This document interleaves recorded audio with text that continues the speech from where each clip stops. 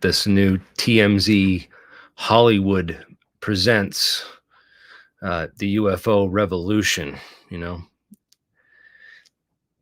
Oh God. I already watched the first most of this. I'm familiar with all this stuff. Most of the time when I watch like UFO documentaries on TV, or if it's on Discovery Channel or History Channel has Ancient Aliens on or anything like that, it's my parents will be like, "Hey, you know this guy?" And it's like, "Yeah, yeah. I've met all these people. I know most of them. I can email them or call them on the phone. Most of these guys. So when I see this stuff, it's not really anything new to me." But this is just really funny. Some of this stuff, what they've tried to do here. So let's let's dig into this. Oh boy. I don't want to get. We have to comment, and this is on TMZ and this is on Tubi, so there will be some commercials and stuff throughout. So please bear with me, and I don't know if it will let me even play it at the same time on YouTube.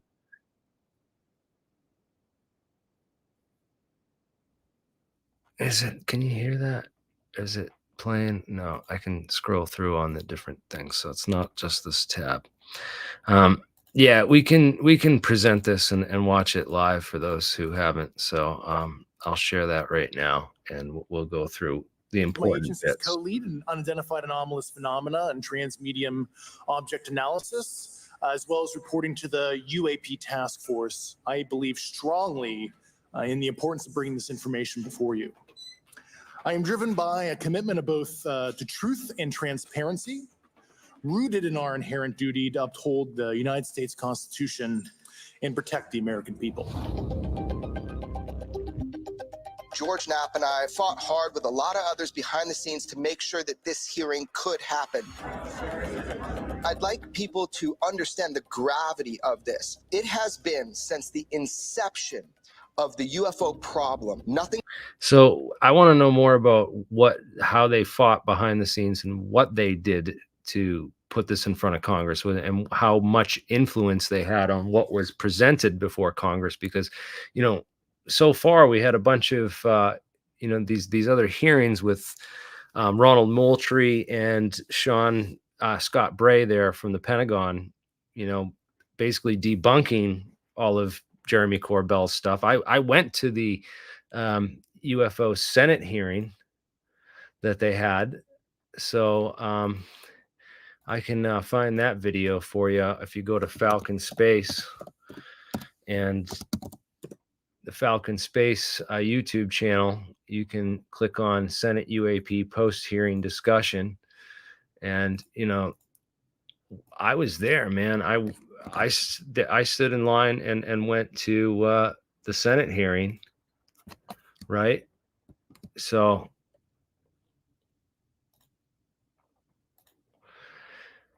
if I can share that on screen too at the same time. But yeah, I was there with Sean Kirkpatrick where they debunked the Mosul sphere video. And I had to sit through that painfully, and wait for a small opportunity at the end to discuss just a few of my key points about who's hiding the UFO file and who has been since the Manhattan Project. And I want to know how behind the scenes you got with this stuff, because this is how I went behind the scenes too, and I didn't get any attention for it. I didn't get a TMZ interview to talk with me about the evidence that I presented to them. But to see here, not about move on, all of that. About the evidence all of that being has presented. changed. It's just ridiculous. So all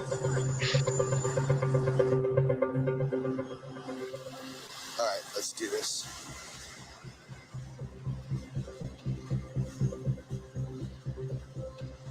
So I don't know if you caught that, but I believe that was a diplomatic plate on the front of the vehicle. So these guys got a black SUV with diplomatic plates to drive them around Washington, D.C.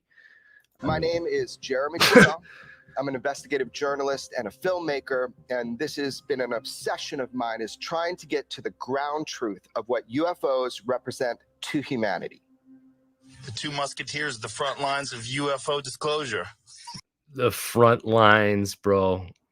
Look at him. Look at the laughing. I'd be laughing too if I was putting these guys are the front lines, dude.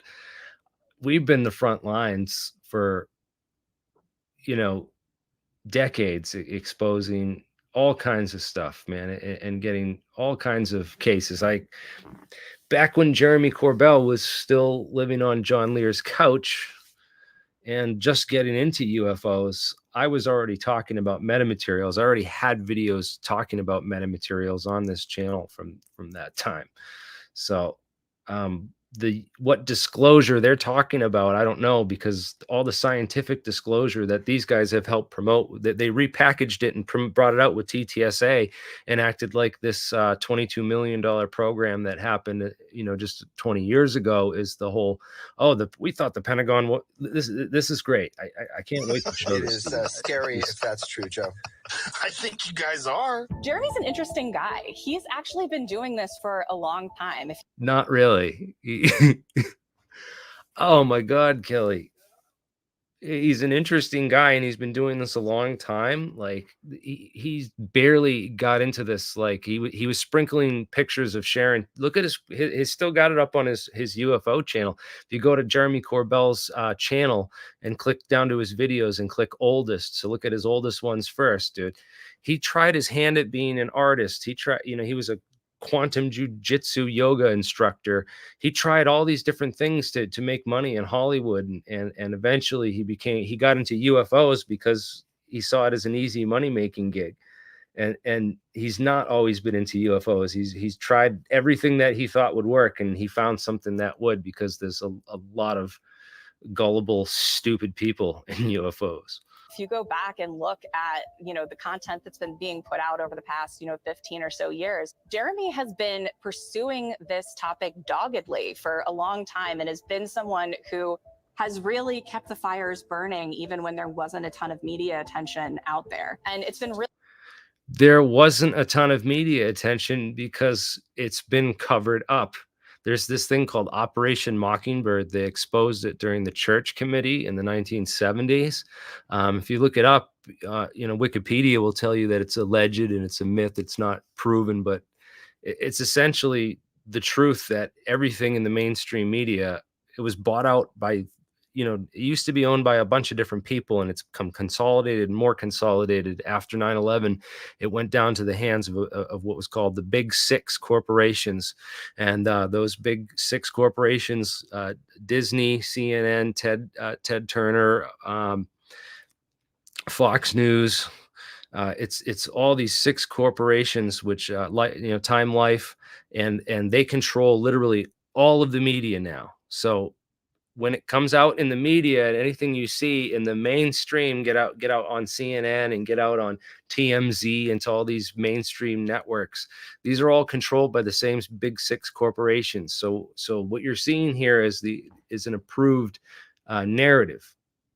And he was allowed to keep. Why is this guy allowed to keep? He kept it alive.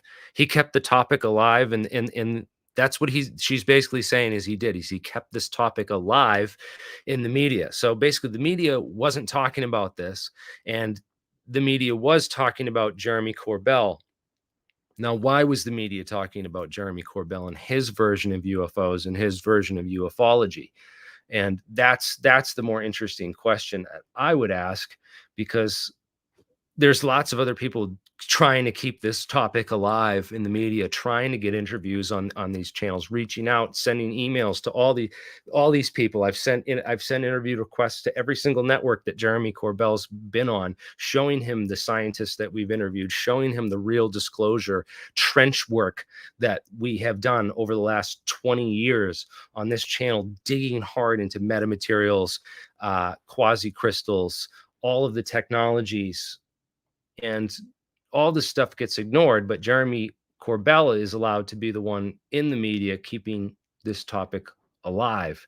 And he's been into it for a real long time.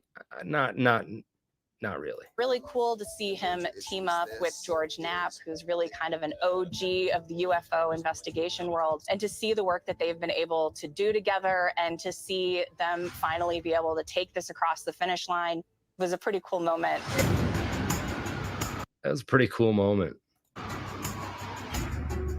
Not for me, it wasn't. For me, it's like, God damn it, the CIA's taking control of the narrative, and like they have so much media reach, and I can try to speak out about this, but people are gonna, not believe me or believe whatever they want. It's crazy. Not gonna look into the real evidence. How's it going? There's those diplomatic All right. plates, Who man. are you from? From Politica. What are you expecting to come from out of the hearing? Well, more transparency on this topic. It's long overdue.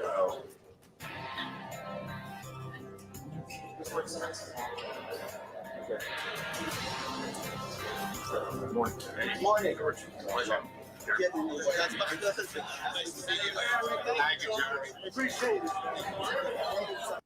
Oh, these people, man.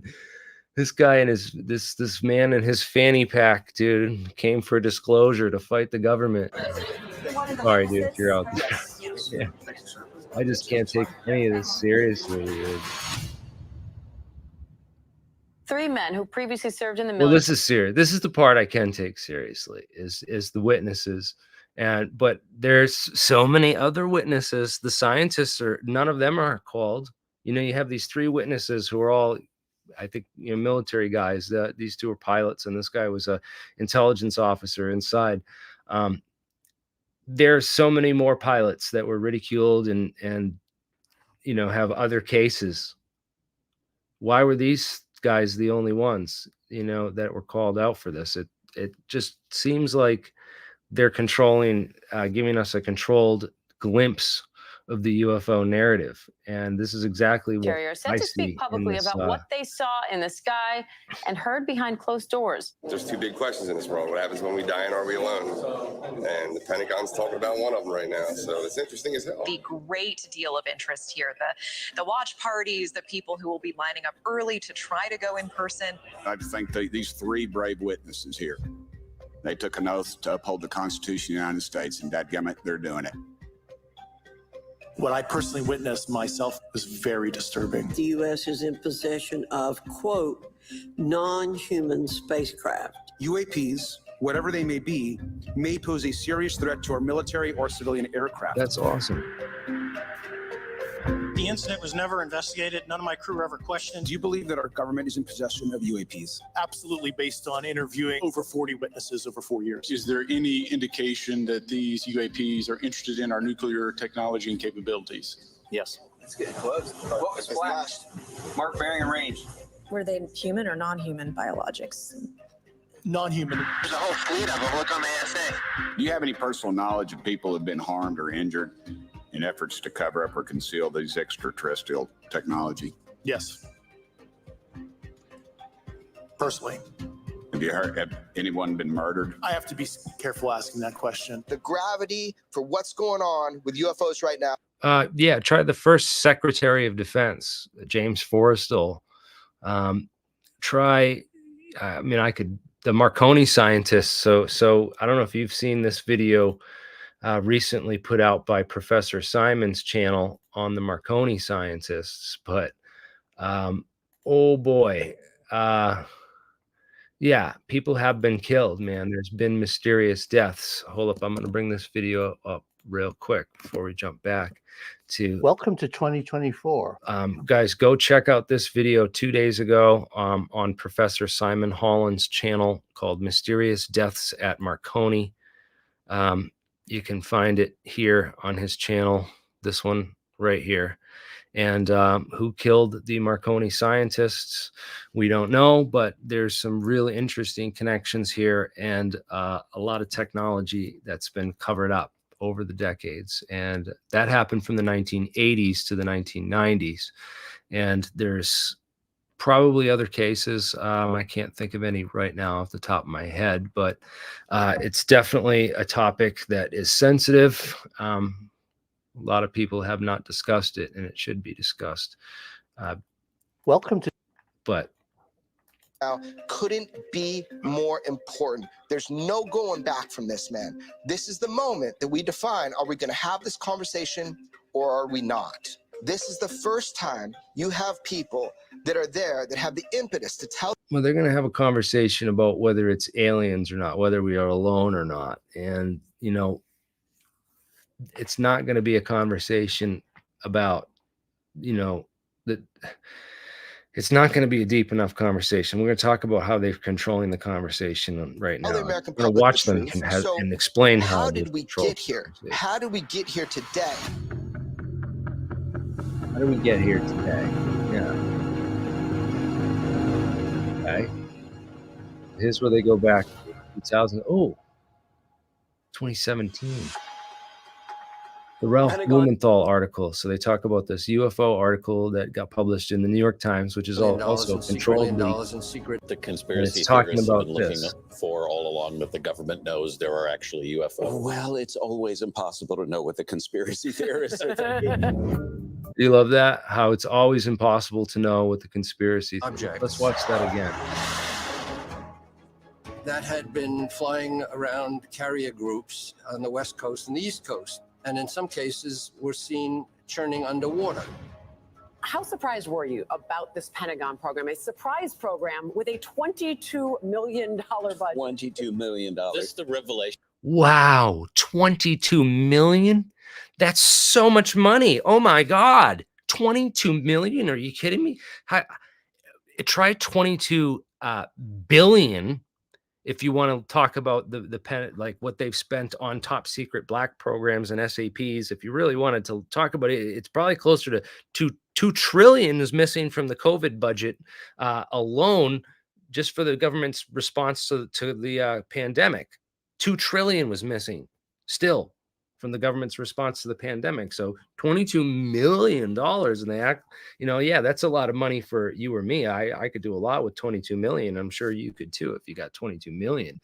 But this is ridiculous that they want you to think that this started in 2017 and it goes back to this ATIP program in 2007, and that, you know, this 22 million is like a ton of money. And that this is the real secret government program, and we're releasing the real facts about this $22 million program. Dude, that is pennies. It is a fraction, a small, tiny smidge portion of what these people have spent. These people have toilet seats that cost this. Yeah, for Christ's sake, right? So this is absolutely a joke. And this part gets me the most. This guy right here. That the conspiracy theorists have been looking for all along that the government knows there are actually UFOs. Well, it's always impossible to know what the conspiracy theorists are thinking. It's always okay. It's always impossible to know what the conspiracy theorists are thinking. Okay, well, I guess I could agree with him on that point. I thought he said it's almost impossible to know with a conspiracy theorist. But as we know, the conspiracy theories are often the truth, and they call them conspiracy theories to, you know, get people to think that they're just rumors and not, you know, actual reality. The head of the program, a man named Luis Elizondo, who had long intelligence history and credentials, had just... Okay, this guy is not head of the real program. Again, this guy was head of the ATIP program, which was the small $22 million program that George Knapp and his buddies set up with Senator Harry Reid as their attempt, so they could later, you know, pull the lid off the UFO file by pulling, I don't know, or put the lid on the UFO file. You know, maybe they, I don't know why, but they basically created ATIP as this cover and this lid for the UFO file, so that they could either pull the lid off it themselves and then put it back on. And not reveal anything else. I'm not quite sure the whole plot involved in this, because I haven't seen how it's all coming out yet. If these guys are the good guys, then they did this and they set this up to pull the lid off it so that it would get this in front of Congress with and get these questions asked so that we could pry deeper. And if they're the bad guys, then they created this lid intentionally so that they could pull the lid off, you know, the ATIP lid off of this. And that way they could be the ones to put all this fake evidence and the fake UFO program in front of Congress, to make this about, not the trillions of dollars we spent researching the technologies and the black budget physics programs and the continuation of the Manhattan Project, which really didn't end after World War II. It just morphed and stovepiped and changed hands a lot over the years. So submitted his resignation to the Secretary of Defense because he was being thwarted by superiors in the Pentagon. It was about the craziest thing that's happened to the UFO community, because what we had here is we had some Pulitzer Prize winning journalists dropping this article. And so suddenly UFOs were something that were being talked about seriously. And the world kind of changed after that. We're all going against the wind. The wind's 120 miles from the west. Tell us what the purpose of the program was and why it was So UFOs were being talked about seriously is kind of like a generalization. Yeah, they were being talked about seriously, but not as a potential government technology. They were being talked about as serious unknowns, unidentified aerial threats, and they were being talked about as aliens and extraterrestrials. They were not ever talked about as being top secret black projects that are misidentified, or these secret government technologies. That was never really, anytime it was suggested by people, it was quickly shut down as you look through the history of it. The purpose of the program, Advanced Aerospace Threat Identification Program, was really designed to do just that. From a national security perspective, identify those things that we see. But there were those people, especially on the web, who tried to downplay and undercut the article. But the government never succeeded really in undermining the reporting we did. It didn't fully endorse it. It claimed at some points that Lou Elizondo was not who he said he was. We had checked him out thoroughly. We had his performance records. We had his whole intelligence history. So we knew who our sources were, and we had vetted them thoroughly. Lou is a real patriot. He's done some pretty powerful stuff when it comes to moving this dialogue forward, and sometimes at his own peril, at his own risk. Do you believe that life from somewhere else came here? There is very compelling evidence that we may not be alone. It was very, very eye-opening in terms of what was going on basically under our noses. We all thought UAP had been debunked years ago as rubbish, as tripe. We thought it was just like a 60s or 50s issue of flying saucers and little green men from Venus. So it was kind of an exciting story.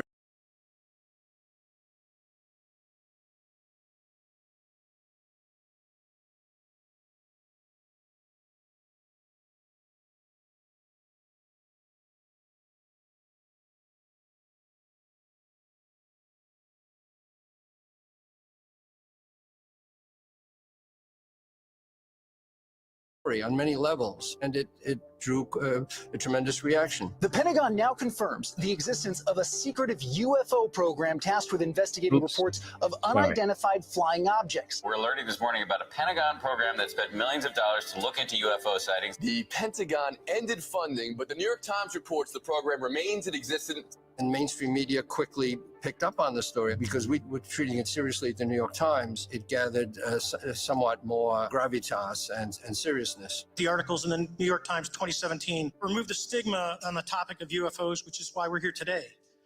Those articles open the door for the government and public that cannot be closed. That 2017 article really popped the bubble for a lot of people. Man, this is fucking going on, bro. There's a whole fleet of them. Look on the ASA.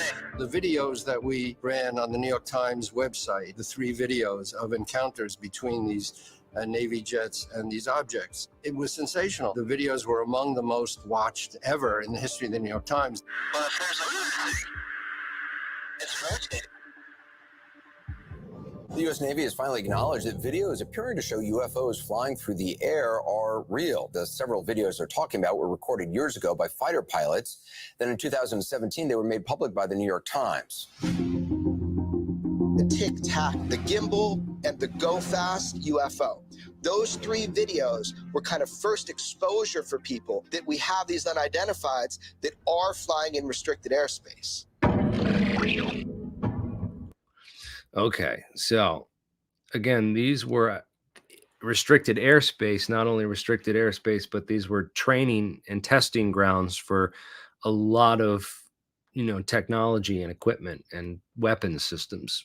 So again, we talked about a number of weapon systems that they could have been testing out there, which could produce objects that would, agree with the 5 observables and potentially explain this. And a number of people have talked about those, including, the idea that they could be aerogels with laser-induced plasmas.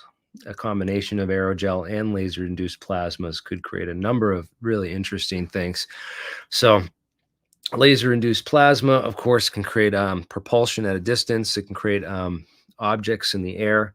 It's like pointing a laser pointer in the air. You can make that thing go faster than the speed of light and seemingly defy physics because you just move the angle of the laser. And there's a potential that you could take a very large, chunk of aerogel and fly it around using lasers like this.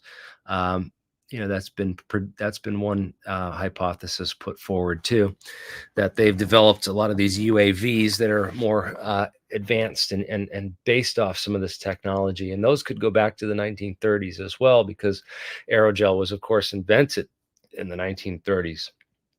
And so there's just all kinds of technologies that exist earthly that could explain this.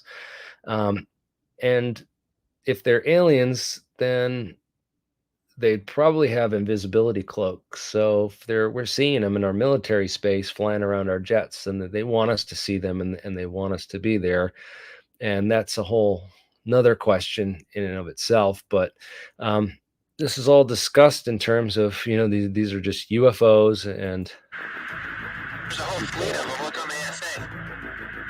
My God. They're all going against the wind. The wind's 120 knots from the west. Oh, take that. The gimbal incident, the recording, capabilities. All the information in the world, all the mysteries out there. And I was just struck in the last couple of weeks, we're reading more and more reports of Navy pilots seeing lots and lots of UFOs. Have you been briefed on that? What do you make of it? I did have one very brief meeting on it, but people are saying they're seeing UFOs. We have presidents making overt comments about the UFO phenomenon, how seriously they take it. There was a sea change. You've got everybody talking about it. When it comes to aliens, there's some things I just can't tell you. But what is true, and I'm actually being serious here, is that there's footage and records of objects in the skies that we don't know exactly what they are. When I was president, we made every attempt to find out everything about Roswell. And we also sent people to Area 51 to make sure there were no aliens. Another coffee drop moment for me was when yeah, this is crazy. Jimmy Kimmel showed some footage that I had obtained and released of military filmed UAP to George W. Bush. The first thing I would do if I was president is go right to the UFO files. I wonder if you've seen this video that has been verified by the Pentagon. Would you be surprised if we were visited by creatures from another planet? Yeah. You would be surprised. Wouldn't you be? Well, Hell yeah. They've been really hesitant to get specific. Hell yeah. Yeah, right. Like, the CIA wasn't interested in UFOs. Their first director of the CIA, Roscoe Hillenkoetter, said that while these things are ridiculed in the media, behind the scenes, they're taken very seriously. So, all right, let's hear what else Kelly had to say to get her spot on TV. Specific about what exactly they've been briefed on. But, they have been clear that something strange is going on, and it does sort of indicate that maybe there's some sort of a messaging shift going on behind the scenes. The truth is, we have found through our reporting that presidents are not routinely briefed. No, they think that Eisenhower was the last one that was briefed, if there was one, and that maybe potentially JFK could have been briefed, and that might be why part of the reason why they had to kill him, and Marilyn Monroe and Marilyn Monroe's friend Dorothy Kilgallen, who did her last interview with Jack Ruby. All those people that just mysteriously died, and they could have been potentially related to the whole UFO file. There's a lot more history involved with all those presidents and people if you really were to get into it. And I don't know if I have time right now. We're kind of watching this. Viewers, But oh yeah, one other person asked me like, "Oh well, you think Jeremy Corbell's a disinfo agent and all this this stuff?" Man, I don't know. There's a lot of people that say they've seen these things. There's a lot of weird stories about them. So I've never seen one personally, but that's what I'd imagine aliens would look like. I mean, even if you think of us in 100 million years, if we made our eyes bigger so we could see better in space, put some chlorophyll in our skin so we didn't have to eat and we could get our food from sunlight, and a bunch of other things, you'd pretty much turn into one of these things.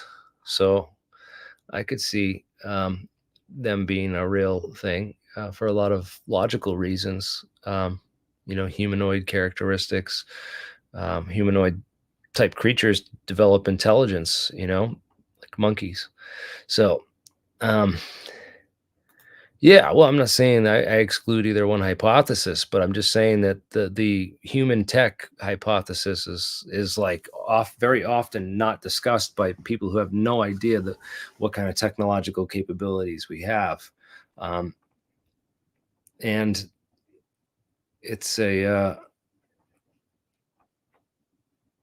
So, but I wanted to say about the agents and stuff. Here's a cool website to go check out. It's actually, you might be familiar with it. It's called CIA.gov, and on CIA.gov they have the top 10 CIA myths. Right now, top 10 CIA myths. Let's just read through them real quickly. So the myth one is that the CIA spies on U.S. citizens, and no, go look up the history of the COINTELPRO program. Go look up Clyde Tolson and who was, J. Edgar Hoover, the director of the FBI's. So the CIA doesn't spy on U.S. citizens. They get the FBI to do that for them, and the FBI did a lot of that through COINTELPRO and a lot of these other things. So they just get around it. The government still spies on U.S. citizens. It's just the CIA doesn't do it, or if they do it through the FBI. So this is well known, and it's well known that the FBI has been compromised since its inception, with the first director of the CIA being a homosexual man named J. Edgar Hoover, who was gay with his lover Clyde Tolson, who was deputy director of the FBI during those key formative intelligence years that set up the bureau.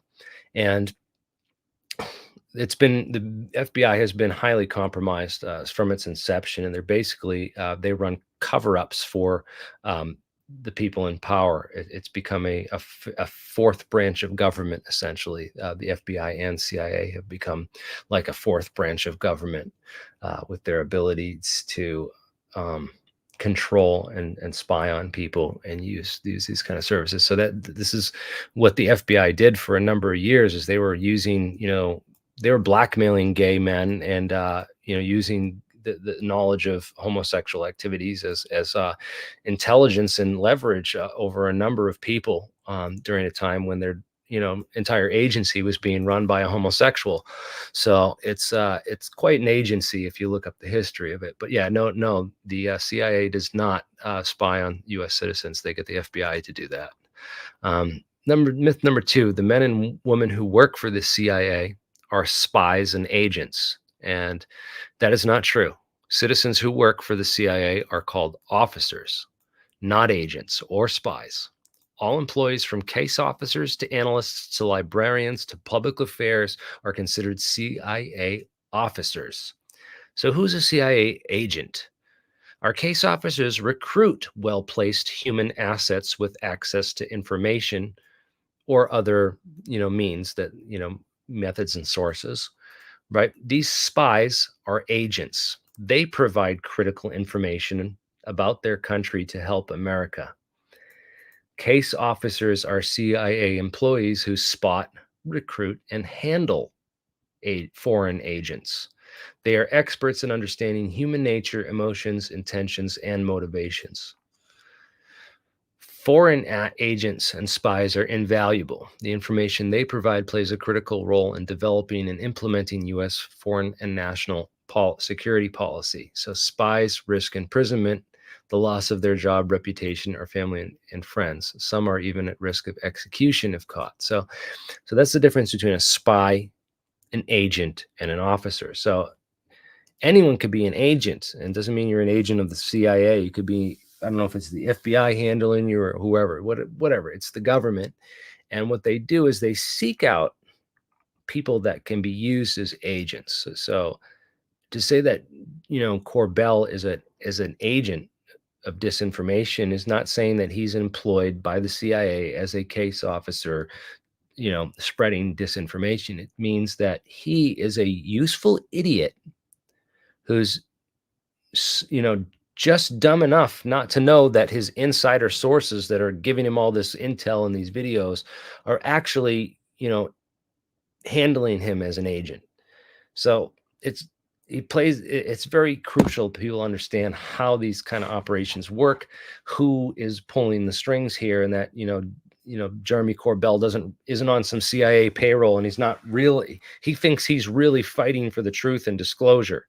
He thinks he's a real deal, working with the OG, bringing out disclosure and truth, and he's caught up with the ego of it all. So this is the definition of an agent, is someone who's a compromisable asset to intelligence operations. It's not necessarily that they themselves know that they're employed, know that they're working for this greater disinformation program. And it's the same thing with Tom DeLonge. So Tom DeLonge goes to Podesta, says that, hey, I'm interested in UFOs, and I want to bring disclosure out, and can you get me hooked up with some people? And they bring him to the Pentagon, they show him all this stuff, and he's on Joe Rogan saying, man, I was just so good at researching this stuff and everything. I was right about everything. Yeah, because they're feeding your own information back to you, gain your trust, build up your rapport, and build up your confidence and your ego, and then they feed you a ton of disinformation. So basically what they did with Tom DeLonge is they used this celebrity as an agent, and with his access to public opinion and affairs, and this massive, rock star crowd following. So they use some people like that as useful agents to complete an objective. And so this is just a key part of how the terminology and how intelligence operations, are carried out. So it's very often that people are agents and they have no idea that they're working for intelligence. So, and it's very often that, even when we're working against intelligence, like in our case, to expose a lot of this stuff, that the intelligence agencies not only have told me that they find use in a lot of the work I do, because we're like bringing new people in and bringing new information out. So it's useful, and it's also disturbing to them. So at the same time, because the stovepiped operations have just locked our country in a lockdown, and we're losing the technology edge to our foreign enemies, man. So a lot of people in the intelligence community realize this, and that's why they're pro disclosure and actually support what we do here and the information that we're getting out. Might think that, as soon as somebody becomes president, they're led into all the deepest secrets of the government, including UFOs. Well, that's not true. What we found in our latest reporting was that this information is the most deeply held secrets in the entire government, and that includes from top officials, including the President of the United States. The U.S. government knows something unexplained is out there. The Pentagon has until late June to tell Congress in an unclassified report what it knows. Oh, we know that didn't happen. That deadline came and went. We got more of the Elizondo, it's more the mainstream, what they want you to think. This guy, Christopher Sharp, I don't even know who this is. He didn't. Again, they have all these new people that they're trying.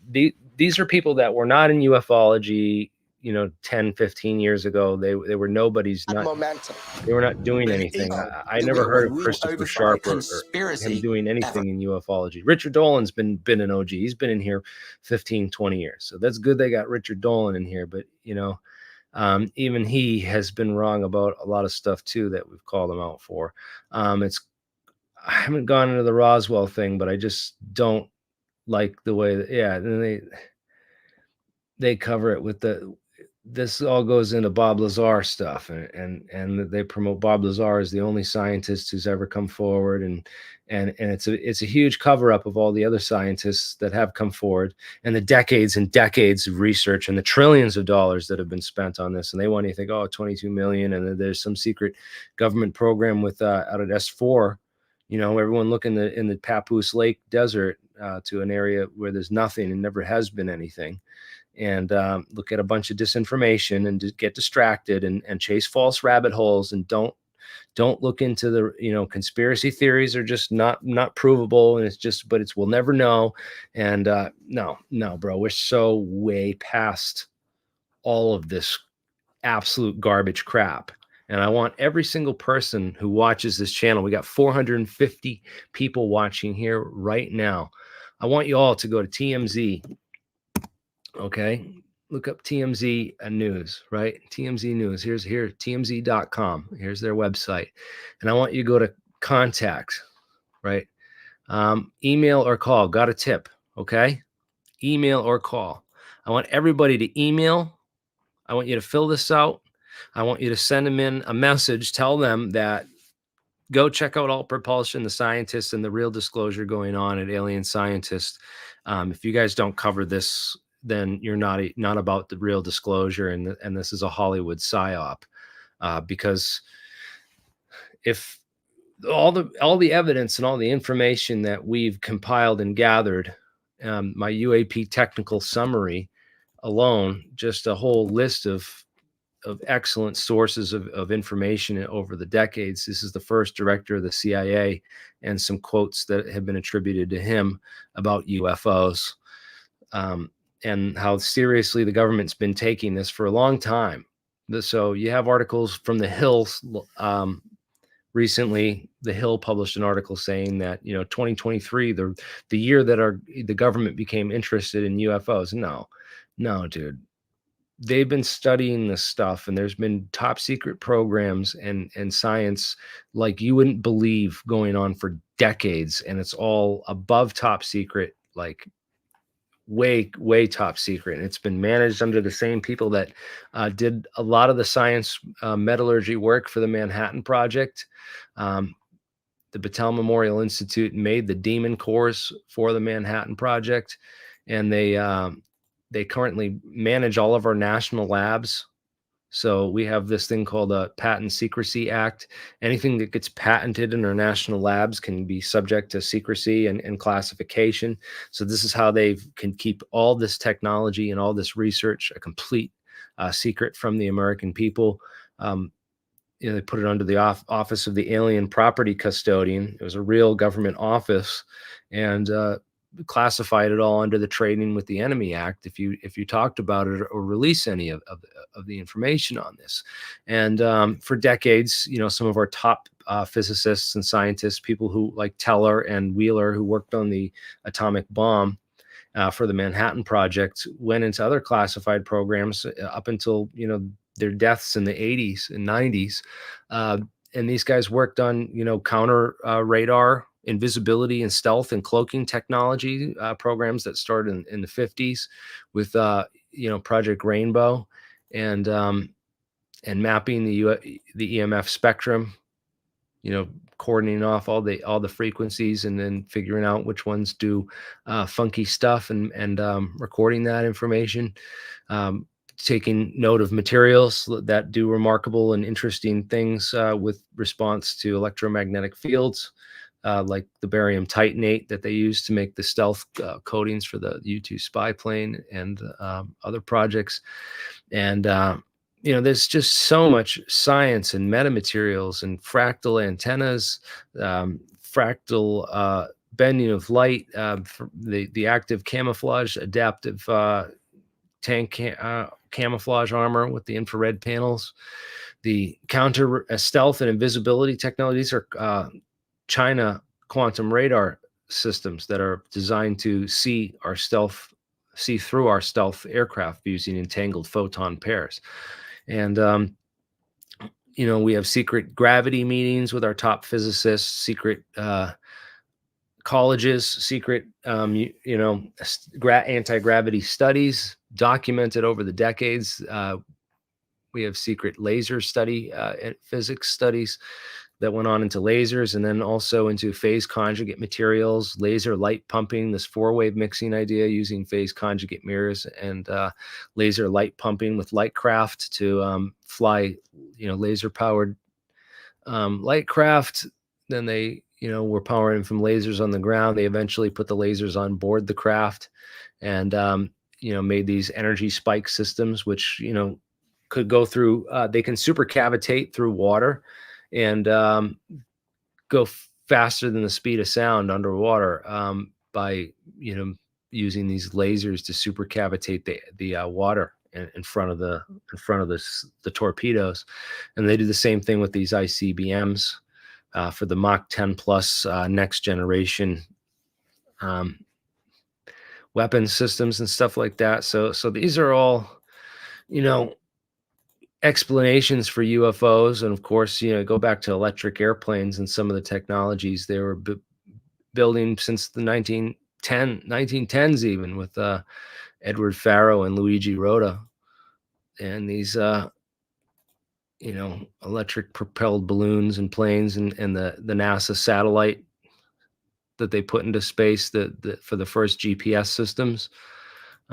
Really cool. They look a lot like that Mosul sphere, and there's other balloons too that they mess around with that look a lot like that Mosul sphere.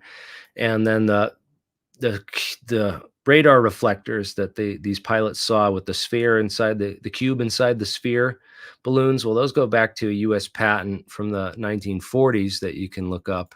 And this is all old technology and old UFO stuff. So that was put out. They can debunk this stuff quite easily. It's that cube within the sphere report was just definitely a call out to that 1940s radar reflector technology. But I'm trying to find the link to this about the Chuck Yeager's. Anyone has information on the Chuck Yeager plane that they used it was the first X plane, the X-1, that they used to break the sound barrier, and this airspeed head for pilot instruments. So that they had this electronics hooked up to this, and in different diagrams it tells different uses or different this antenna structure, this needle-like appendage on the front of the craft. But I've heard that used a Biefeld-Brown effect similar to the B-2 used, so that they create a positive charge on the nose cone, which affects the bow shock on the front of the craft. I read that somewhere, and I'm trying to find more sources for it. So if anyone has any info or more info on that, I want to look into it. The Thomas Townsend Brown is a real interesting guy who pioneered a lot of this anti-gravity research in the 40s and 50s, and which led to a lot of these other projects potentially in the 60s and later on. But yeah, a lot of experiments going on in the 60s with the maglev systems and understanding gravity and stabilization and the maglev trains and whatnot. Gyroscopic devices, all different things they spent tons of money investigating all types of different theories of gravity or ways to beat gravity. One of the most interesting, though, was right around Project Rainbow time with this whole discovery of nuclear magnetic resonance and NMR. And that was David Alzafan. This was published in August 1959. And he talked about this origin of the gravitational field. Very interesting stuff. And that maybe these nuclear spins could be somehow responsible for the production of gravity, and that by aligning or flipping the spins in proper ways, you might be able to create anti-gravity. And so, yeah, there was a 1981 Boeing aerospace anti-gravity study that researched into this, and it went on until the 1990s even. So this is decades of anti-gravity research, weird craft that have crashed and been recovered in areas that are known to, the Kecksburg, Pennsylvania case, really interesting, close to Valley Forge, where General Electric Company was doing a lot of these rotating mercury plasma and spin gravity research experiments with a guy named Henry William Wallace, of all names, not the Braveheart one. But Project Grasp with Boeing studied some similar stuff with the phenomena with rotating superconductors allegedly producing gravido-electromagnetic fields. Those were continued at NASA as well, but not well funded. Not well funded at all, and actually underfunded, so they weren't completed properly at all and to accurate reproduction. And then yeah, this whole thing with Jack Valet, I've seen a lot of people asking about the whole Jack Valet and the connection to all that stuff, man. Have you guys seen this new video by Carl? I've got a jam-packed episode for you today. If you haven't watched the last episode, make sure and go check that one out, where we dig into some of the history of Mount Wilson Ranch surrounding Area 51. And we're going to go a lot deeper today because I've uncovered more evidence out of that Jacques Vallée book, Fast Walker, plus more historical evidence out of the Wilson Davis memo that ties all of this together, from Roswell to Mount Wilson Ranch and the original owners that go clear back to the 1940s. And it's going to get weird. Yes, it is. But another anomaly was that the bismuth magnesium layer. Basically, I've exhausted every resource that I have ever tried to use in the past. Where it talks about not made by human hands, not of this earth, and so on. These are 13 pages of typed notes written by Dr. Eric Davis in 2002 when he was a member of the National Institute of Discovery Science, that's NIDS, owned and managed by billionaire Robert Bigelow. One of his pieces that we looked at together when I visited was magnesium bismuth.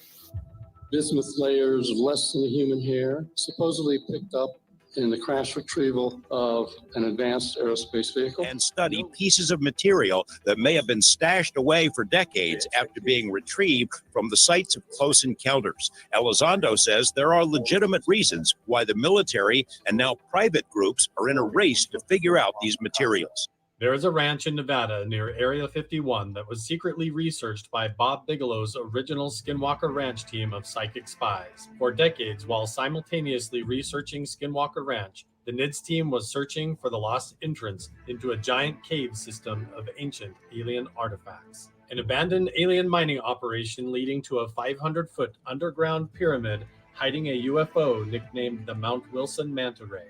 For thousands of years, indigenous people have known and protected its secrets. For decades, top-secret government teams, even before Ronald Reagan's Star Wars program, were scouring the ranch attempting to recover the metamaterials, biological material, and ancient unknown artifacts, and were stopped by an explosion of paranormal activity. Animal mutilations, alien abductions, poltergeist activity, moving orbs of light and shadow figures, strange glitches in time, and the ghost of a Native American shaman appearing alongside with 3 extraterrestrial beings who protect the land.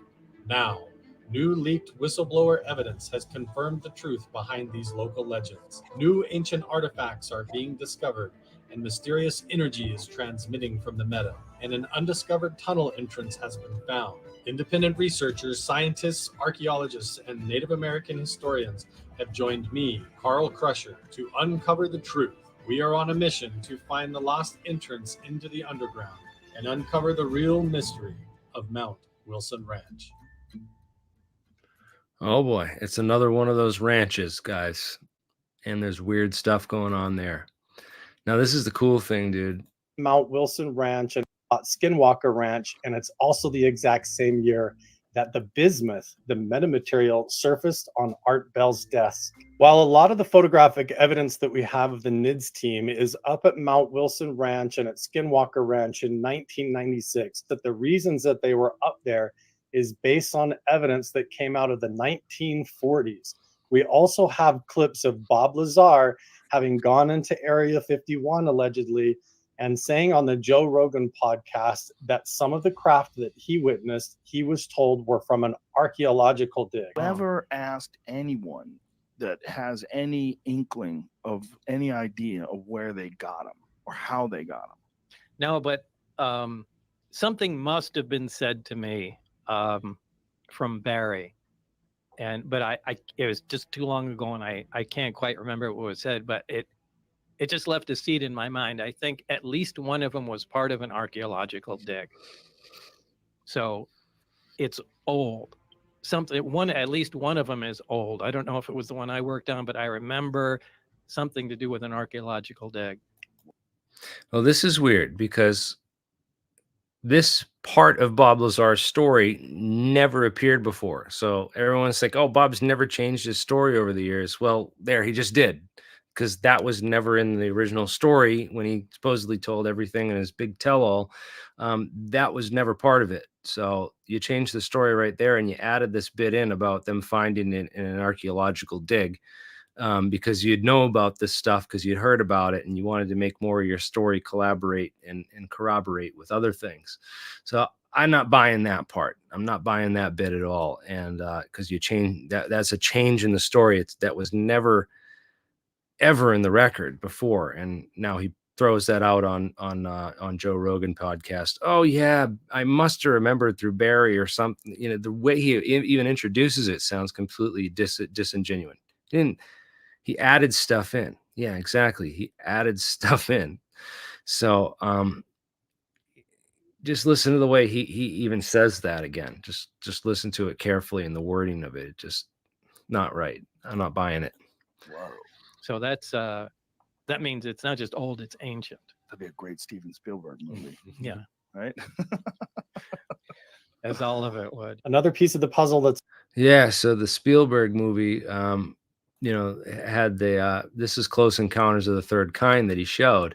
And in it, this character was supposedly, maybe based on Jacques Vallée, the French scientist there. And then this guy is either Eric Davis or J. Allen Hynek. But J. Allen Hynek actually appears in the movie as I think as himself.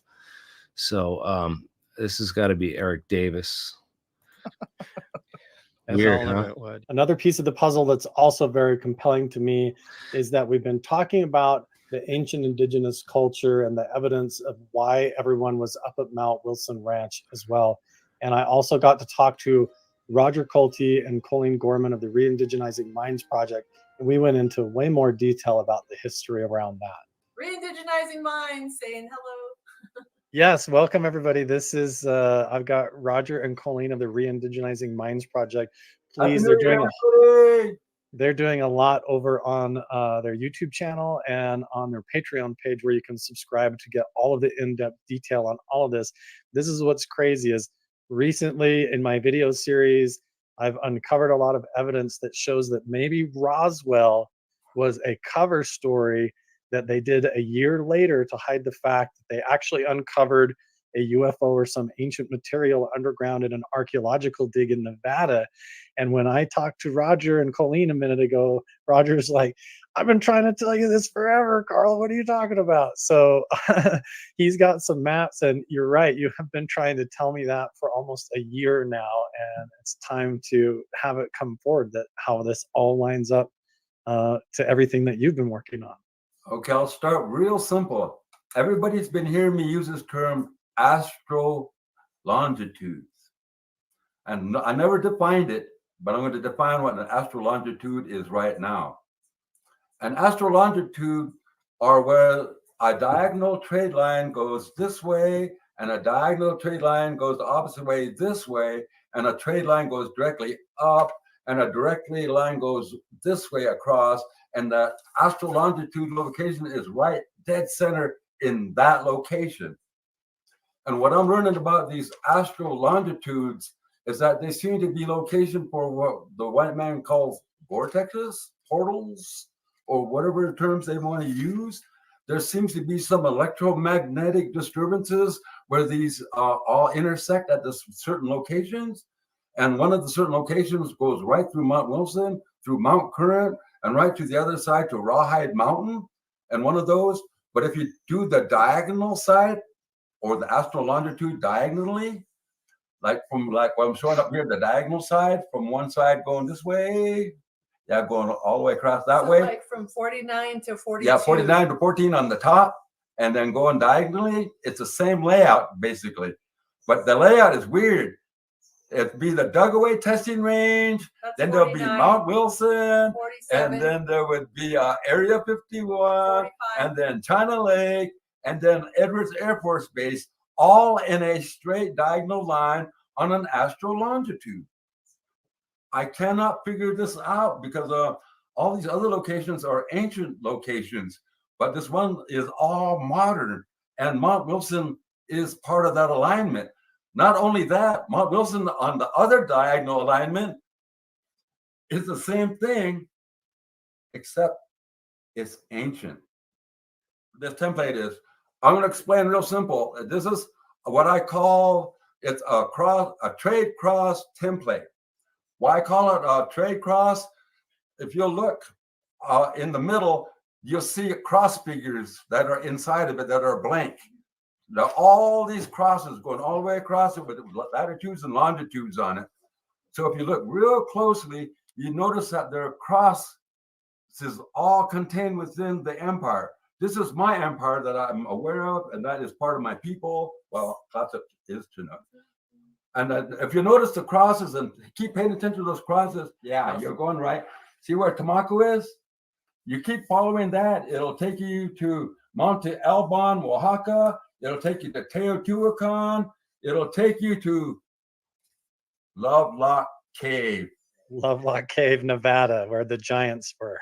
I wonder where that is, which is right next to Mount Wilson. And all of those things that your archaeologist friend are showing that people are saying, that looks Aztec. It is. It's part of the trade network, and it was traded with the people down there in Teotihuacan.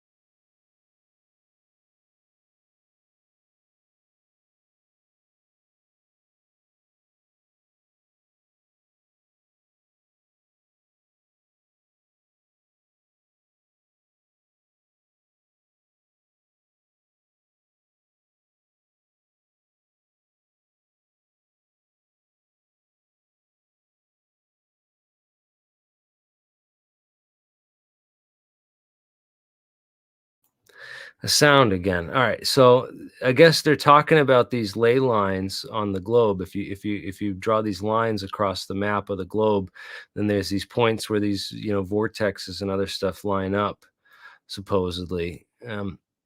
That's interesting. A guy was talking about this on my stream, the after party the other night, and I had to bail out early, which sucked because I was real interested and I wanted to learn more about what he was talking about. I've heard a lot of this stuff with regards to Coral Castle before, and other things. So yeah, sorry about that. I had my mic muted.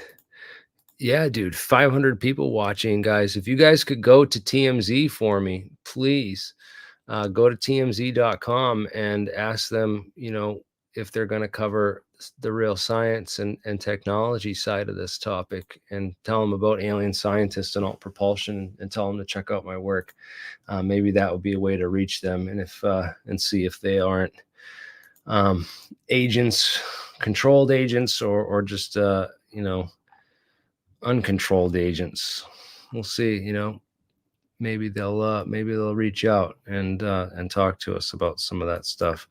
But yeah, I don't know so much about some of these. It seems like a lot of reaching and speculation and stuff for the ley line connection.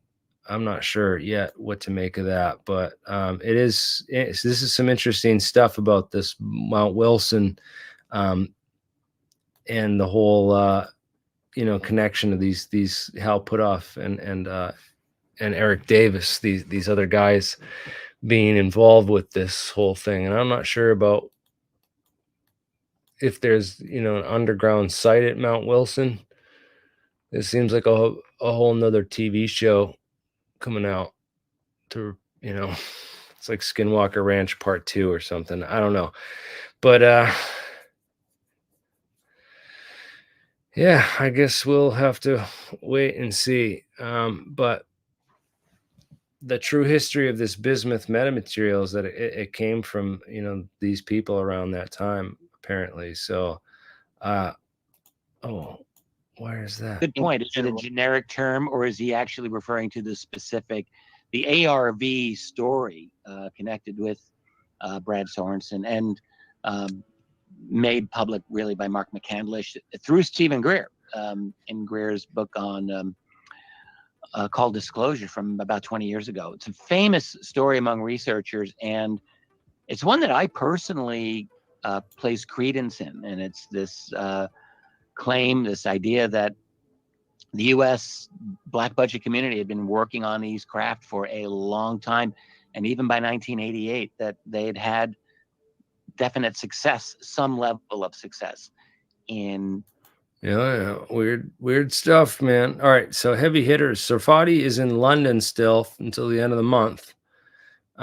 He was really pissed off about that Brian Keaton interview on Danny Jones' podcast. So that was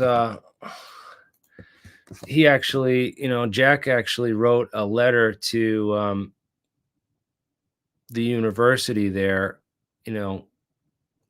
saying, I had a copy of it, the letter that Jack Sarfati wrote so basically Dr. Brian Keaton gets on Danny Jones' podcast and talks all this shit about Jack Sarfati. And so Dr. Jack Sarfati writes a letter to the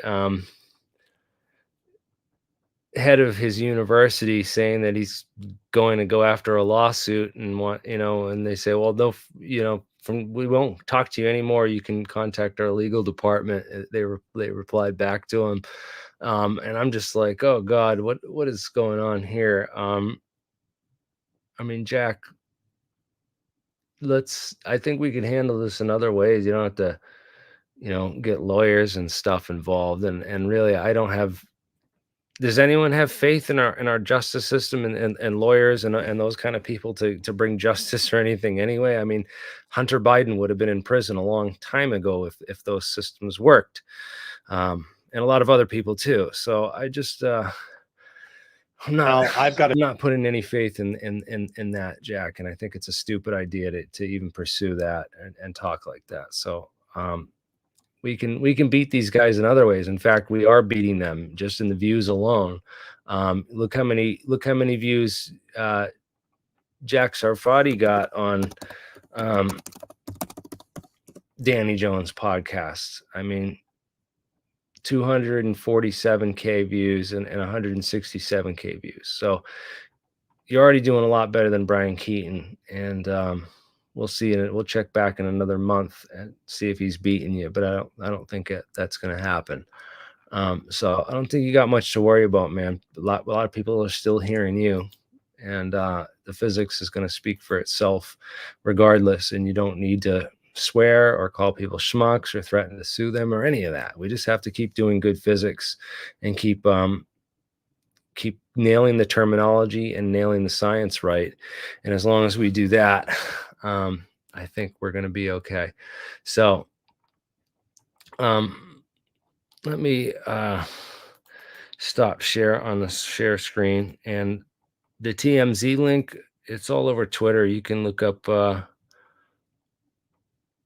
I might have a link to it here. I thought I did.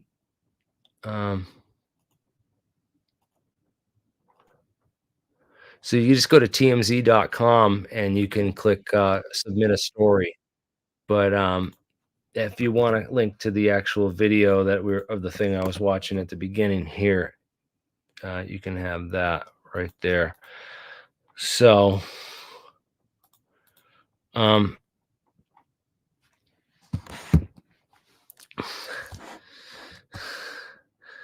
yeah, I don't know, man. I don't know what's going on with the science community and some of these people, but I do want to say one thing about we had a Twitter space the other night, and Eric Weinstein joined.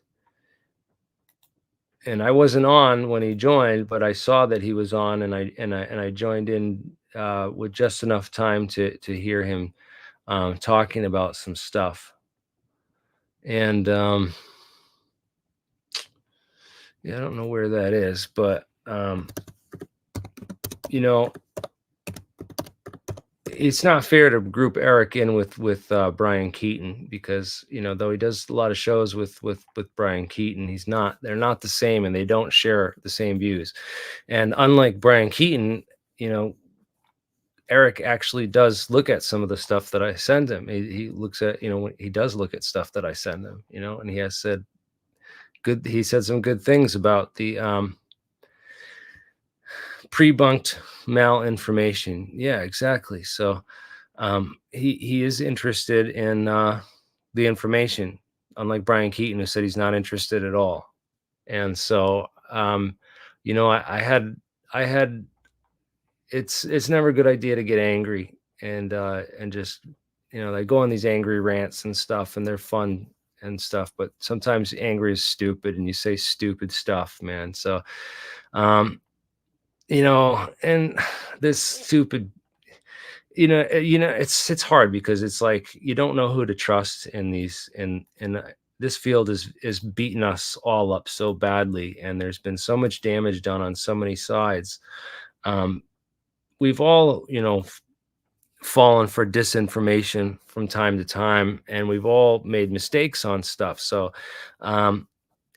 you know, it's not fair to say that, you know, everyone's a gate, you know, people are gatekeepers or you know, disinformation agents or that kind of stuff. It's just not productive to the whole conversation, moving things forward. And I think moving forward, it's important that I'm not gonna beat Jeremy Corbell up too much, or call him you know,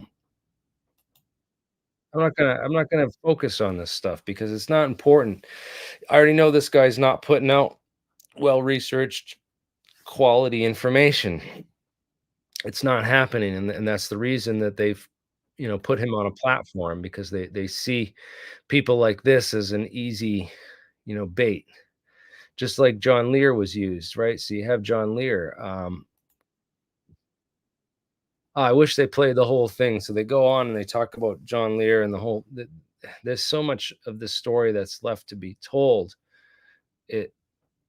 There's so many. I wish, you know, I really wish they could tell the whole story, and they don't. They leave so many important bits out. They leave so much important stuff out of the story when they tell it, that it really destroys the context and the understanding of the reality. So these guys, again, I don't have any respect for Jeremy Corbell. He blocked me, won't debate me.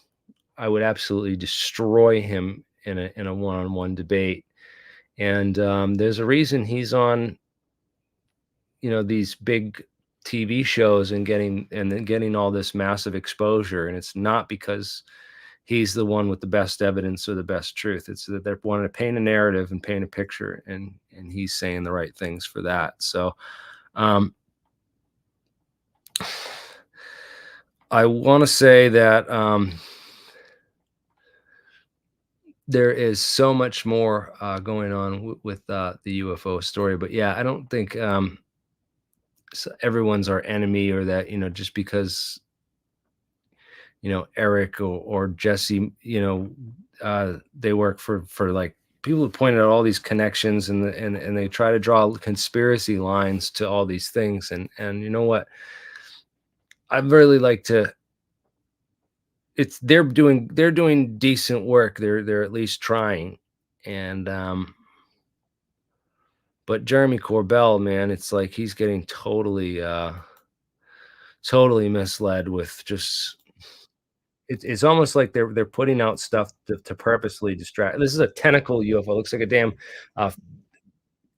it looks like a UFO, a party balloon with a bunch of ribbons, taped to it or something. And this is Jeremy Corbell's latest film that he's put out. And again, people have given me all this shit for my support of the Ashton Forbes UFO video, right? Which I don't have the knowledge of the CGI, and I've watched the debunks. I'm not convinced by them, and there was debunks put out for the same thing with Jeremy Corbell's video. So Jeremy Corbell released all those videos. There was tons of debunks. Mick West had a debunk at one point calling the Tic Tac and a seagull, or the gimbal video a seagull at one point. So which got a lot of attention and blowback. But you got to understand that these things were debunked and rebunked and passed around a ton. And the same thing I've seen happen for Ashton's videos, but Ashton videos are not even getting touched by Corbell or any of these people. And I think that's surprising. And the reason that I've supported the Ashton Forbes videos is because they're of MH370, and there's a connection here to 20 Freescale semiconductor scientists were on board that plane. And that is never talked about. So if these videos were to make it in front of Congress and in front of these types of hearings, they would have to subpoena and get investigations going on into what happened to those Freescale semiconductor scientists. What was the nature of their research? Was it anything to do with technologies? And then you have the SBIR system, the satellite-based infrared satellite systems that supposedly recorded this video that get exposed, and that gets brought out. So you have all this stuff that's surrounding these videos. So it's not the videos and what your thoughts on the debunks or the authenticity of the videos. And again, I pointed out when I'm in my interview with Ashton the skepticism that I had about the videos, but it's the surrounding actionable intelligence are the reason why I have not given up on this whole thing, and I've still can, and I will continue to talk about this case. It's because this is a very rare UFO case that we've seen in the last, decade or more that actually has, actionable bits of things that you can now dig into. And that there's evidence that these are threads that can be pulled. So the difference between this video and all the videos released by Corbell is that the threads we pull on Corbell's film lead back to, we have so-called this military training area where they run these exercises and test out a lot of military equipment and do training and stuff. And you have all these microwave systems and arrays that are set up between Catalina Island and Pensacola Naval Air Station, right there. And so the biggest U.S. military base in the U.S.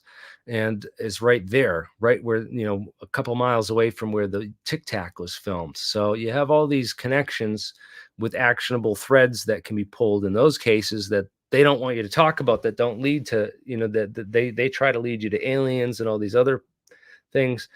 But in the case of this MH370 plane, is you have the SBIR thread, you have the Edward Lynn thread, and you have the Freescale semiconductor thread. And those three threads, when you pull them, they lead to, real things that could find potentially real answers. And that's why I would say that these videos are even themselves just better evidence than anything I've seen out of Jeremy Corbell. That's been the stuff that they presented in front of Congress. So yeah, when I watch this sort of production being put on by Hollywood that's trying to convince us that Jeremy Corbell is the guy and he's the leader, and they're setting up this getting all the truth out and the information out, when a guy who's actually been in the trenches and been doing real UFO research, they would never talk to me because of the stuff that I found. The real intelligence and the real secrets and the real information that I found, these people would never be caught talking to me. I feel it's like they're like not allowed to talk about a report on real issues or real facts. You know, it's obvious to me anyways. I see it, and I've tried hard to get my information out for these people too, because, you know, I'm sure Timber Chat would like to know where those missing trillions have been spent on, and the history of, you know, NASA studying UFOs and US Air Force doing, you know, physics studies on UFOs, and Lockheed Martin, you know, reverse engineering technologies and projects and stuff. It's man, it's just crazy. How do we do this? Yeah, how do we break away? How do we brand it and sell this and get the information out? Yeah, and then the Corbell's hands during out the whole meeting, dude. If you look at that whole meeting, he's got his hands in the shape of that Pentagon. He just holds it there for like the cameras to see. It's pretty amazing stuff. But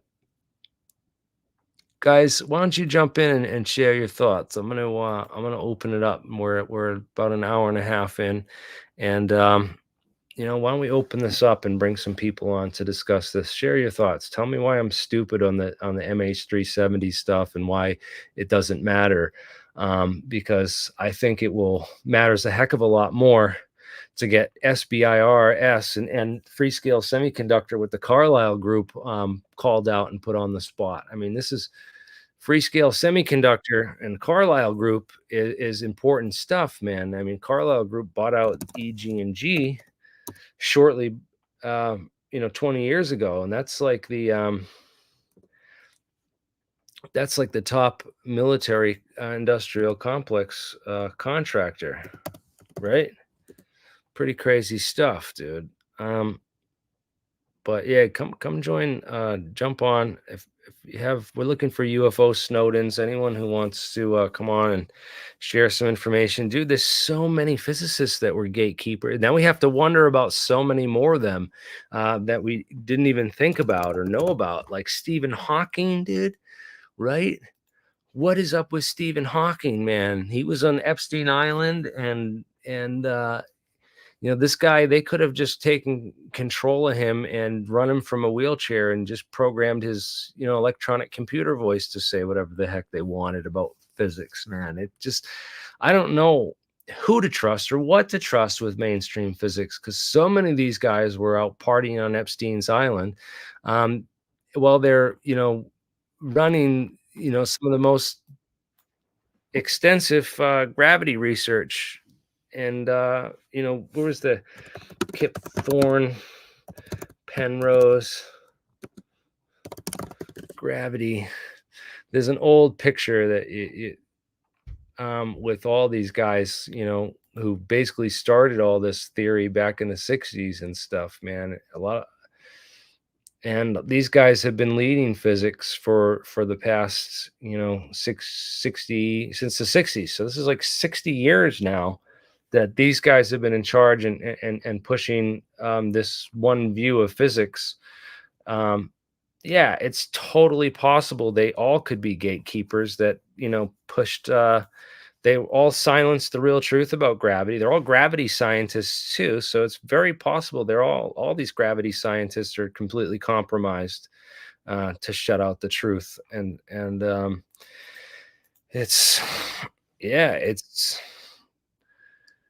it's pretty nuts, dude. Oh, who was that? I was just gonna bring. There was a guy in backstage, dude. Oh, there's Bernie. Hello. How's it going? How's Did the you weather up there? cover or yet play the new supposed cowbell alien video of the jellyfish UFO or UAP yet? Oh yeah. Well, I had it Oh on the my Twitter. god. I took one look of Truth Seekers was covering it earlier, and it's like, are you kidding me? It's literally like that flat earther dude that was in balloons in a lawn chair, like, or whatever the fuck it was. Like, is it not just like balloons and some dude on a lawn chair that is like, it's ridiculous. Yeah. Oh, what, dude? Look at or this, right? Yeah, that right, like, there's so many balloon setups that videos that it could be, right? So this was the okay, or a Chinese balloon, aka like a dragon party balloon. I'm not saying like a spy balloon. I'm just saying. yeah, I've seen the lawn chair Larry videos and stuff with a guy in a lawn chair and a bunch of balloons carrying him over, but it looks kind of similar to that too, maybe. But again, the size of it looks to me more like a a bunch of party balloons. Yeah, a bunch of balloons. It's like, yeah, dude, they get that I know. Or at best, it could also potentially be a guy on a jetpack. Right? Or how about about the you ever heard of the flying platforms? Yeah. Or that could be a Project Bluebeam of a hologram in the sky. So what are those things called? The flying platform, WASP. Yeah, they're called the WASP. You ever seen this thing before? Yeah, those are epic. So were those Grebennikov powered, or were those some like? No, they could only run for like 15 minutes, and they were gasoline powered, or kerosene. I think they might even be kerosene powered, and they were extremely loud. They're like wicked loud. Okay, And, so that's conventional powered. That's not made from bike wings, like is so often claimed. No, these aren't the bug wing things. These are real. This is called the Williams X Jet. Okay. Can look this that's up. why you're awesome. You actually know these things. Oh yeah, you can see the jet right there at the bottom of it. It's like they're often attached to Grebennikov's work and claims that this is evidence of his work by the Soviets. Right. Yeah. This is put out by those guys too. Yeah. A lot of hoaxers have repurposed the real thing. But so were these used in filming the original Star Wars? Right. The speeder bikes, dude. They look so much like the friggin' Star Wars things, right? They totally do.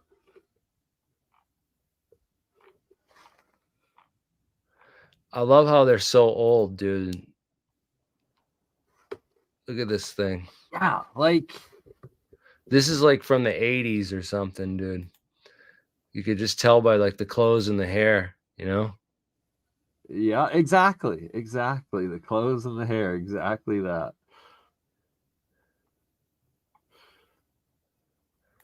Those are the tests that were done on this thing. It's yeah, they made a bunch of these flying platforms, but yeah, you can look it up. It's the Williams X Jet.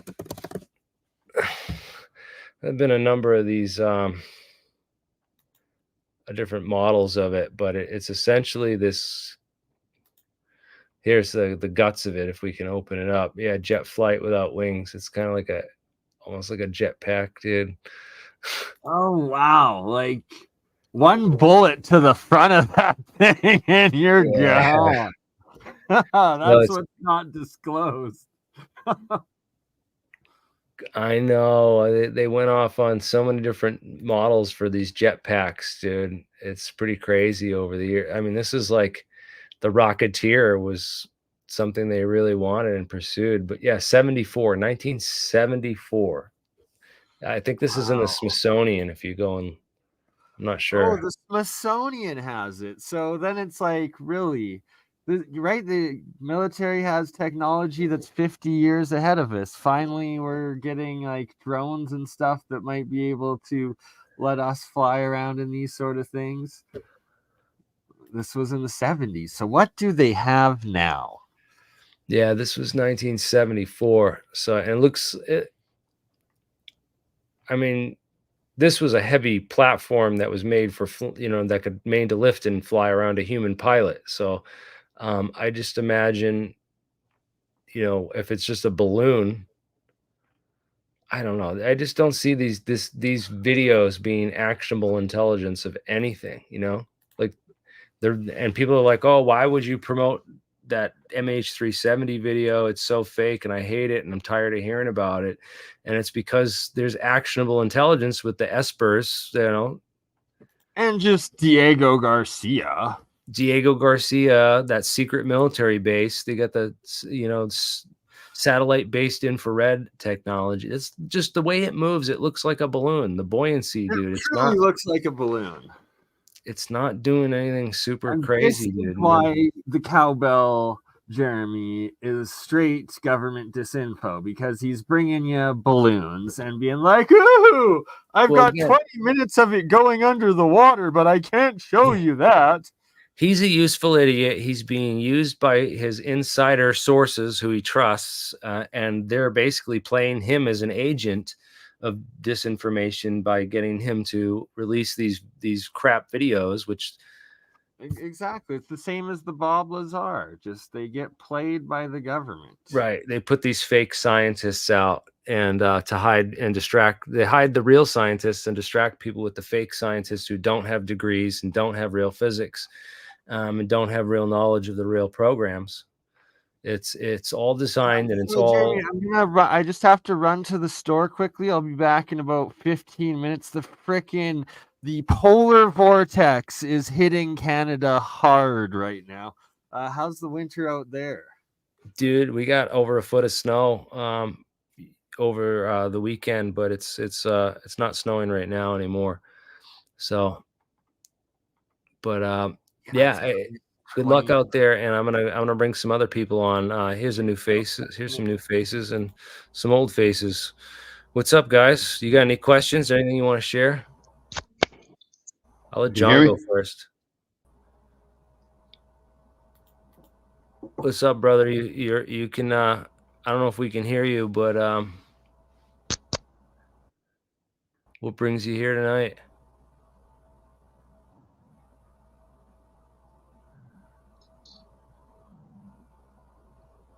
And there's the stream. All right. We'll figure out your microphone and the other situation, man. What's up, Mike? How you doing? Hey, you hear me? Okay. How's it going? How you doing? Good, man. Just trying to take in the new Hollywood disclosure. Dealing with the winter? Yeah, man. Here in New England. New England, that's up there. So yeah, no, I saw something a few years back within the 3 weeks time span, two different things that looked like something you just brought up. It wasn't a balloon though. It looked like three balloons together orbiting while it was moving in one direction.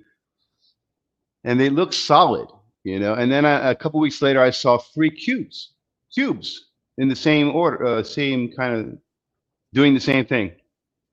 I know it sounds crazy, but that's what I saw, and they were both about the same height above the ground. And if I remember correctly, the cubes were moving south, near about maybe 3,000 feet or 2,000 feet above the ground. Moving south at about 45, 50 miles an hour, and the three spheres that I saw were moving west off the ocean, right over my house. Actually, they were in different areas in Miami though, and that was about 7 or 8 years ago.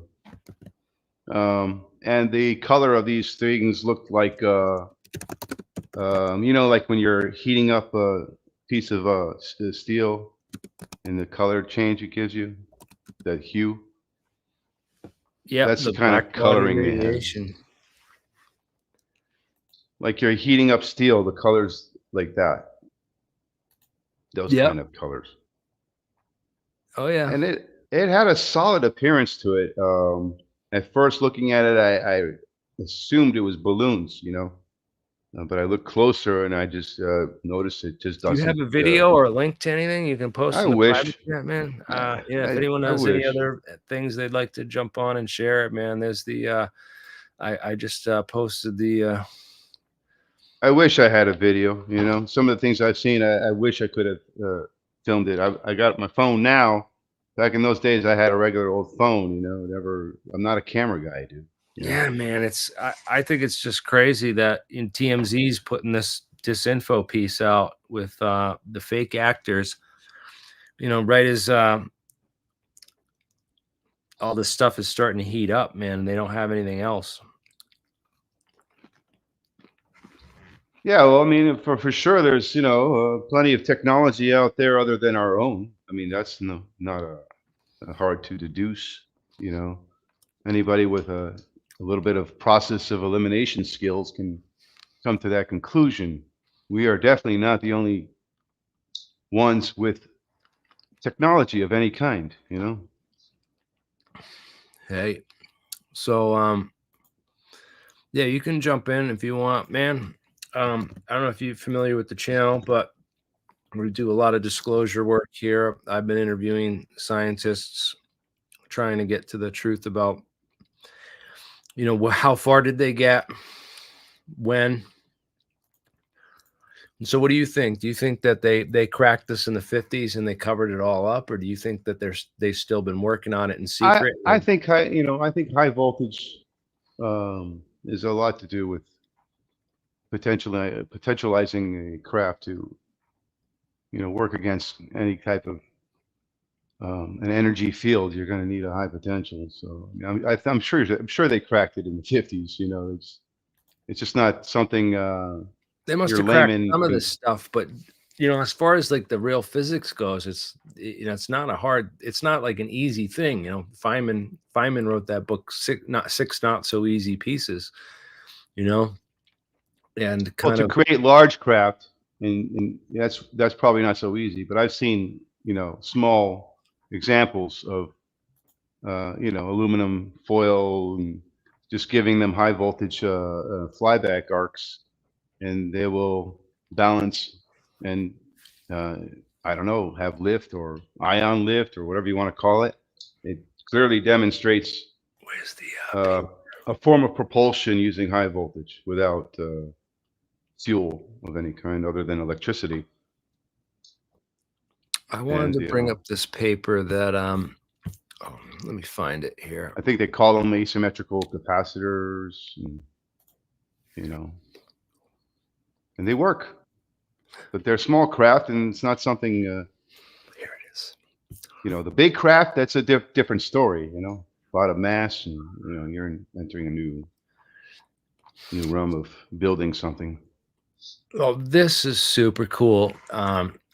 Eric Weinstein shared this with me, and Peter Gilkey, Andrew Hansen, and Toru Iguchi. This paper, really interesting because, you know, we've been talking about these toruses, these fractal toruses, these fields, all this physics and stuff. And this is really great outline of a lot of the mathematics that we need in order to describe what, you know, we want to do. So now we have math to attribute to a lot of the physical situations and scenarios. And one of the things that I thought was, you know, real interesting about these, you know, it talks about coordinate mappings, you know, how to construct all the mathematical tools that you need to construct and build a universe here. And this is good. This is really good stuff. A good overview and outline of a lot of key mathematical terms, but it also gets deep on a lot of this stuff. I watched this video today, which I shared on Facebook. I mean, not Facebook, because I'm not on Facebook anymore. I deleted it because Mark Zuckerberg Zuckerberg. Don't trust him anymore. So selling of all of our data and information out to Big Brother. Real nasty guy. So I got off that platform, but I'm on Twitter now under Elon, cyborg Musk, who's trying to, make the Neuralink implant. I don't know why his company would do that, unless other than turning humans into the Borg. But, not much better. But again, at least a little bit fairer on free speech, and there's no shadow ban. So I know I'm not just wasting my time writing and posting articles that nobody will ever see because they're completely shadow banned out of all. I've gotten a couple posts that have gotten like 800 or 900 likes on Twitter before, but I never got that kind of exposure. I got that kind of exposure a couple times on some of the pages that I was created or was admin on, and I was getting some information out to those. Those got quickly shut down once I started posting real good info and spreading real good information on them, and they were shadow banning those posts too. So it's real crazy how they've created an information quarantine. And once they blockchain these social media platforms, you can't shadow ban no more. Yeah, exactly. So we've done a good job of breaking through organically. We have a huge network of other content producers who follow me in my research because it's often cutting edge and groundbreaking. So we've broken through in a lot of ways just through our reputation with the information that we provide here and stuff. So one of the cool things that I got out of this was this this concept of Durham cohomology. And I thought that was a real interesting topic because when you look into Durham cohomology, it's this penetration through space-time. It has this curvature. And there's this whole new concept that comes out of understanding what a differential is, or what a derivative is. So the derivative that we're all taught in calculus and that they're all taught in regular school is just a one case version of a much deeper concept that connects topology with calculus, which is just mind blowing. But it's also it gives us a window into the fabric of the cosmos, the fabric of space time, and that, as you penetrate space-time, it curves and curls, which is why, as an electron travels through space, it produces a magnetic field that curls around the wire. And it's all differential topology, and it's all these innate mathematical physics at the quantum level. And understanding these topological structures and the holes in the topology and what kind of forms you can create. I think this is going to have a lot to do with these hyperdimensional physics and breaking through the warp field, to generate the warp fields that we need to create. So we've already created a low-level detectable, very small detectable warp field using these fractal antenna systems. And would you say what they call entropy, is that the same thing as slowing down? Entropy is just things going from order to chaos. So that's a tendency. I thought it was like things slowing down, like it's a tendency for systems to become more disordered over time through a tendency toward random interactions and less alignment. You mean like losing alignment, like polarization, like less, like you have things are like the curvature, like you say, the curvature of space-time. That's a curve, right? That curve is shaping everything, into its curve. So if you have losing the curve or something, saying like less of a curve, or it's hard to understand that the term entropy for me. I don't know.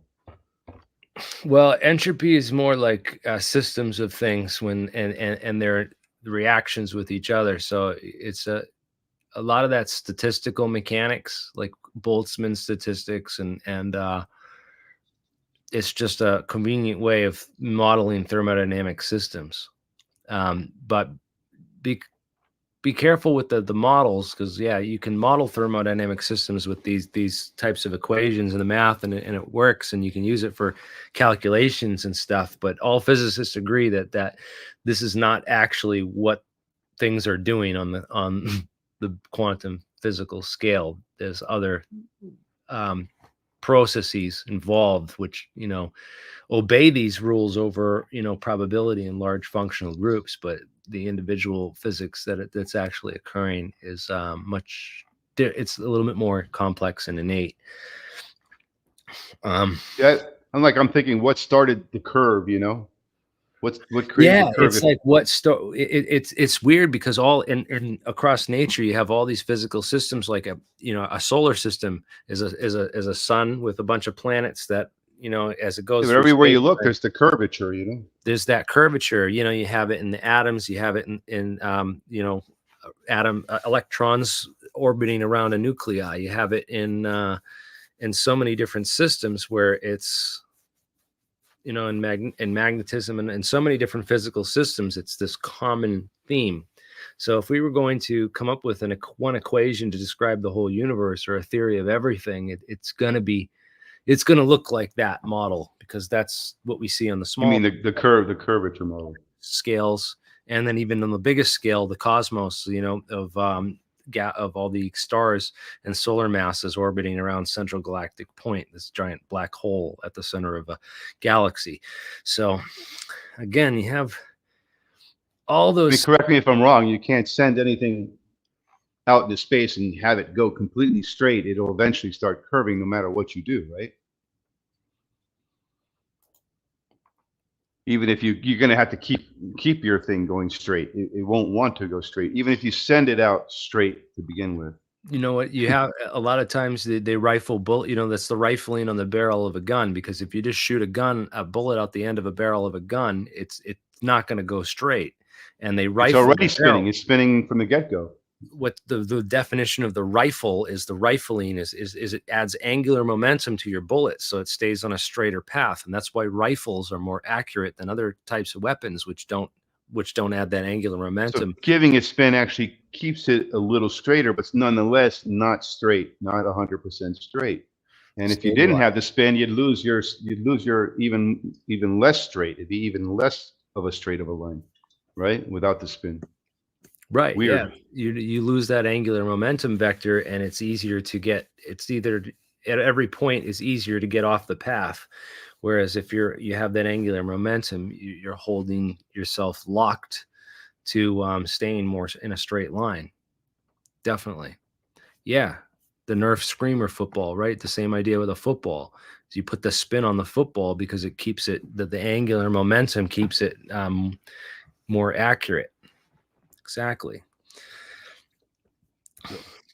Yeah, the longer barrel as well also helps stabilize the trajectory. But there's a limit. You could have a 2 mile long barrel. Is that how much is that going to really help? And there's calculations for that. So what do you think happens if the power went off and everything that was working no longer functions? That's a great question. And I've talked about that for a while and told people always be ready. Always be prepared for that event. And that's why we have the ham radio operators standing by, because when everything shuts down, we'll all be talking over ham radio. And,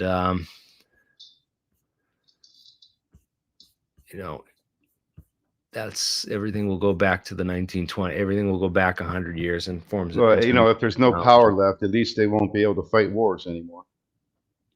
Oh, they'll still find a way, I'm sure.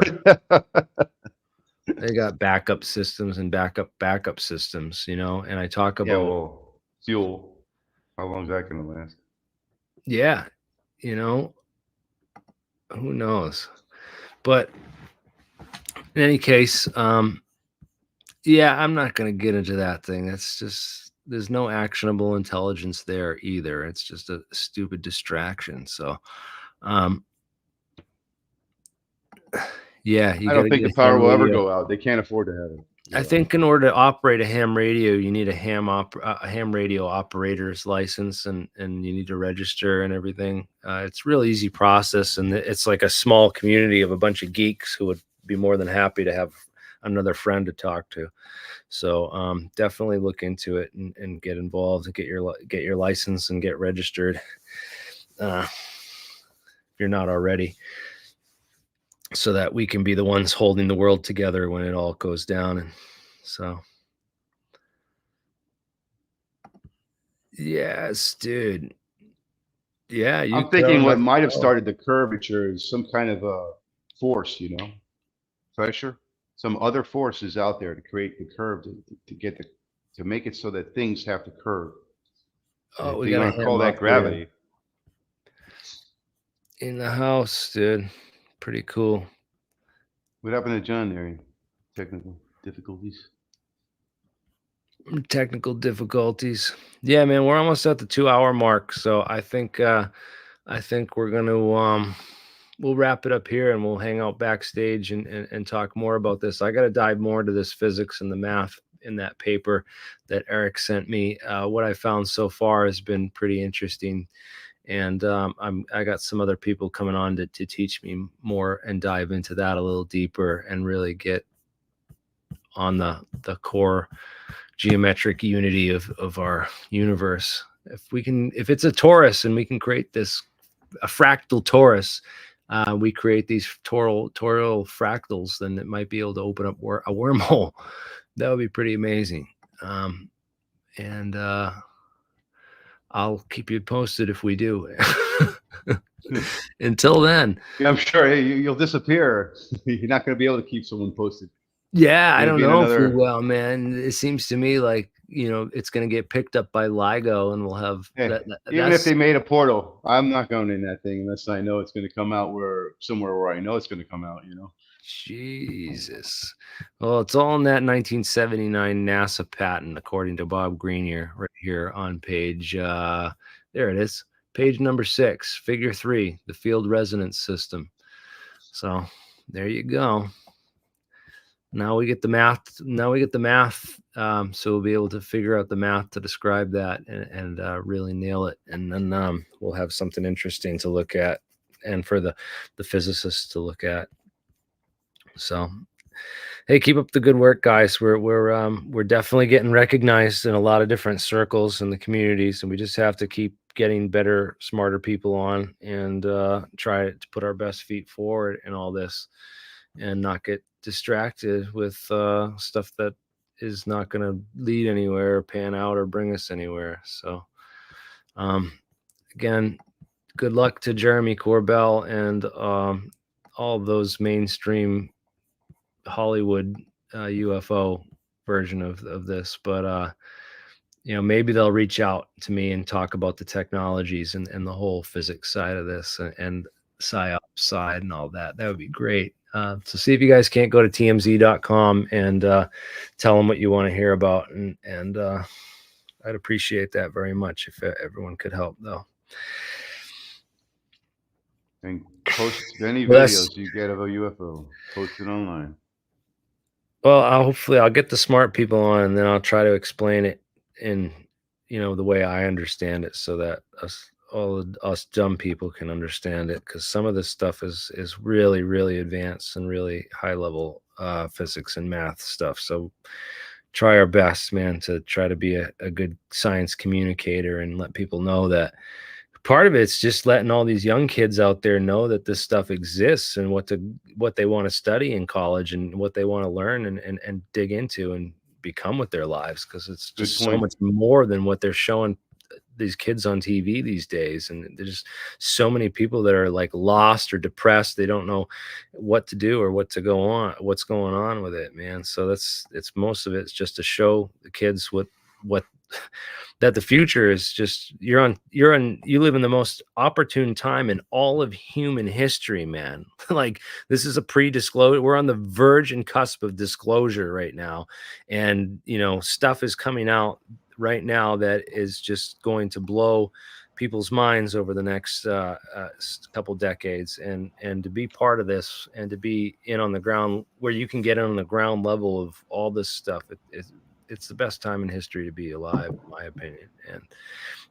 And people should take advantage of that more, man. We all need to look at the positive sides of this. Yeah, that we're fighting against some demons and a lot of evil in this world right now. We live in a time where the old technology is meeting the new. It's right. And it's happening. So it's going to be a wild year, that's for sure.